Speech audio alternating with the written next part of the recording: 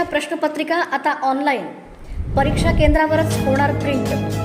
दहावीच्या परीक्षांमध्ये पेपरफुटी, कॉपी आणि प्रश्नपत्रिकांच्या गुप्ततेचा भंग रोखण्यासाठी शिक्षण विभागाने मोठा निर्णय घेतला आहे।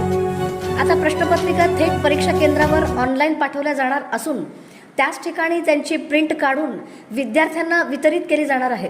या नव्या प्रणालीचा पहिला प्रयोग आगामी 10वीच्या पुरवणी परीक्षेत 2 विषयांसाठी केला जाणार आहे। माध्यमिक शिक्षणाधिकारी सचिन जगताप यांनी ही माहिती दिली। या पद्धतीमुळे प्रश्नपत्रिकांची वाहतूक, खर्च आणि पेपरफुटीचा धोका कमी होणार असल्याचे सांगितले आहे। प्रश्नपत्रिका परीक्षा सुरू होण्याच्या अगोदरच केंद्रावर उपलब्ध होणार असल्याने गुप्तता अधिक सुरक्षित राहील।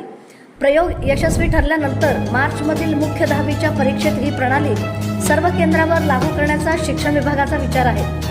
या निर्णयामुळे परीक्षा प्रक्रिया अधिक पारदर्शक आणि सुरक्षित होईल अशी अपेक्षा व्यक्त केली जात आहे।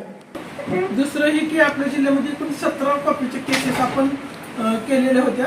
त्यापैकी 8 जणांवर आपण प्रत्यक्ष फौजदारी गुन्हा दाखल केलेला आहे आणि त्या शाळा आणि संस्थेवर आपण प्रशासकीय आणि फौजदारी कारवाई पण करतोय।